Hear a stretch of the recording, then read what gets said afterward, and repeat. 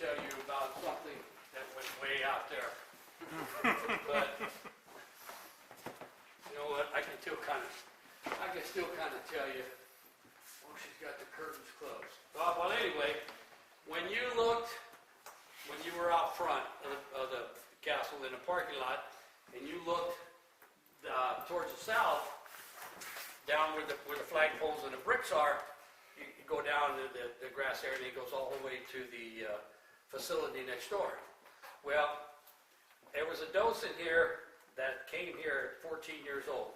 His picture's in the round display case in the one of the what the hell, I can't even think, in a museum downstairs. Okay. Anyway, his name is Richard Gonzalez.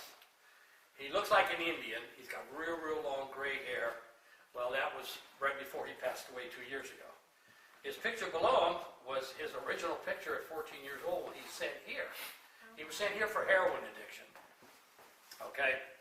He told me this story that on the other side over there, during the summer, all the boys, or a lot of the boys wanted to work. That was a rose garden back there, Richard said.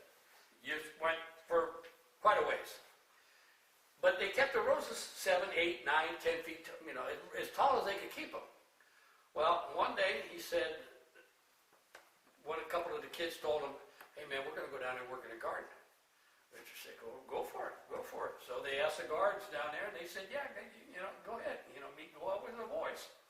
Well, one of the guards got wised up, saying, "Why do so many of them want to go out in that garden, for Christ's sakes?" Well, he found out when he got about 3/4 of the way through there. He stopped dead in his tracks and went, "Oh my God. They had one of the biggest marijuana crops growing out there. That's why they kept the roses so high. Even in the winter, when they went dormant, they never cut them back." So I asked Richard, I said, "Richard, come on.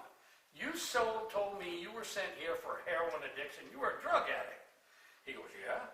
I said, "Why weren't you out there with that marijuana?" He goes, "That's nothing, man." He said, "I worked in the shoe factory." I said, "What in the hell are you doing in the shoe factory?" My job was to put the sole and the heel on the shoe. I take the paintbrush, I dip it in the glue pot, I smear it on, I put the sole on. He said, I take the paintbrush, I go underneath my nose, and go back in the glue pot. I take it and I put it on there, I put the heel, and it would go back underneath my nose again. I said, "You did what?" He goes, "Yeah." He said, "I got high every day for 3 months. One day we had a new guard. I told him, I said, I have to go." He said, "Where are you going?"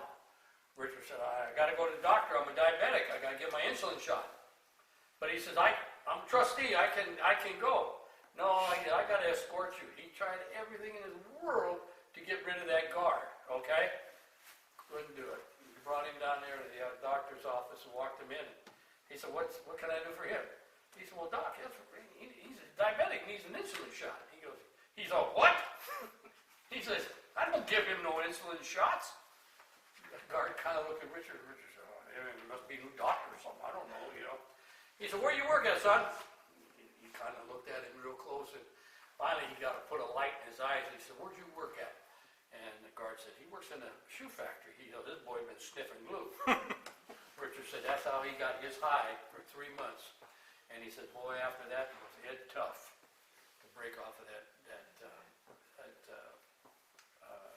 dope addiction." But I laughed. I mean, the way he told it. He passed away a couple years ago. But he was a character, man. He was a character. Boy, he was a character. I like training under him. I love training under him. Be careful when you walk across that threshold right there. This was a laundry area where you kept your towels, your sheets, or whatever.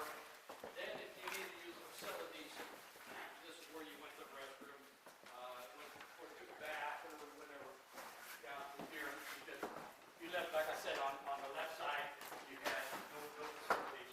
The right side, you did. This is the library office.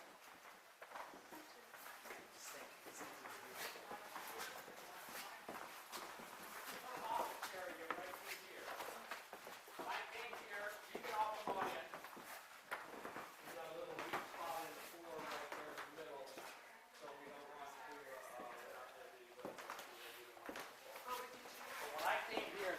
there was a set of small steps right in front of this window right here. Then there was another set of steps on the outside of the window. Well, Richard was telling me, after he got thrown out of the shoe factory, he worked for the librarian for a while. Her desk was right here at this doorway, and what she would do, she would take her lunch and her breaks, she would get up on the steps, open the window, and go outside on the front porch. And I mean, look at the view she had. These Italian cypresses were probably only 4 or 5 feet tall at the time, but it was just fabulous view. But anyway, we had a problem that everything was falling down here from the dry rot. So we stripped it, this wall, and look what we discovered behind the wall. It's a set of cherry wood pocket doors. This is what it led to. It led into the library next door here, okay? But they're so heavy, they didn't take them down, they just put a false wall on them. We, to this day, don't know if there's more false walls around here yet.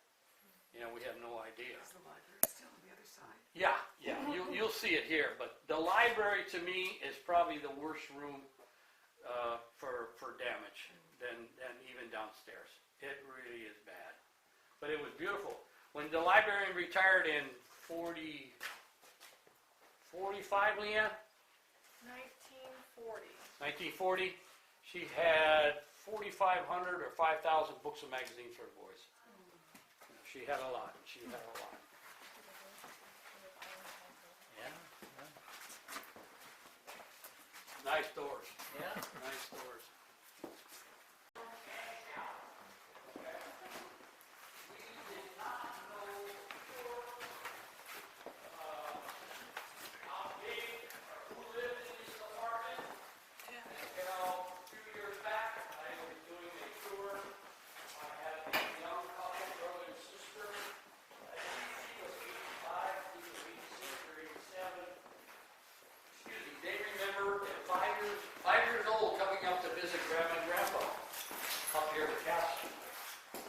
Grandma was a housekeeper, Grandpa was a gardener. But they don't remember what room that they stayed in, what apartment they had, till they walked in that doorway right there. They walked in that doorway, they ran right to the bedroom. There was a double bed in there at one time with a dresser. They said it wasn't their original bed, but they sat on that bed, the two of them hugged each other and cried and cried. And they said, "Oh man, we remember playing on the floor here with our little toys." And it was pretty nice. This is the only piece of ceramic tile we have left on the hearth of the fireplaces. As you can see, they tried to chip it up and they broke it off in here in this one corner, so they just left it intact. But you can see how they ripped the mantles right off. And being the fireplaces are so shallow, as you can see, the original source of heat when the castle first opened was coal. They burn coal. Coal does not need a big opening or a big draw. So in 1889, they went from the fireplaces to the steam radiators right here. Okay? This young man's looking out this window right here, probably trying to figure out what the heck this big contraption is. Okay? This is actually, you get a better view when you go outside. This window is pretty dirty. This is a fire escape. This is the second original water-driven device in the state of California, still intact yet. This is a spiral metal slide fire escape connected to the 400-gallon water tank. If there was ever a fire, this was never used. They never used it. It goes all the way up to the top. What they would do if there was a fire here on the second floor, they would open this window, go in there, get in that slide, shut this door. There's a pull chain above it. They would pull that chain and would release 100 gallons of water from that tank up there. They would spin you out like this. The bad thing is, you're about 15 feet before you hit the ground. And you better hope to God the other doors down below are open. Otherwise, you're stuck in there. Well, it was never used. I wanted to come when I came here in 2006 after I got to know a little bit of stuff. I wanted to get up to the top, just get in it and just slide down, and they wouldn't even let me do that because there's no water. But anyway, what happened is a bunch of kids got in down below. They came up, broke this window out here, vandalized, as you can see here. They vandalized it, put stuff all over the walls, behind the clock. They brought this clock in to hide this wall here. So they welded the door shut. But you'll get a better view of it. It looks like an incinerator, is what it basically looks like, but it's not. It's a fire escape. Was there a lot of fire here historically? They destroyed, the boys lit the elevator on fire. They were down in the basement in the control room, and they heard the superintendent getting in the elevator, so they lit a fire. They said, "We'll fix that sucker. He's coming down. We're gonna burn him up." He went up instead of down. But the third floor had a fire. I made a fire on it. Did a lot of damage, but the boys built it.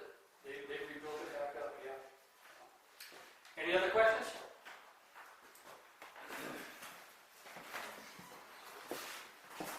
Actually, that's the elevator shaft. It's real small. It's a storage room now that we have. But basically, that's how big it was. Just enough for some cargo or whatever. Yeah. We're going to go down. This is the annex. This was built in 1899, and actually the boys helped build this whole section back.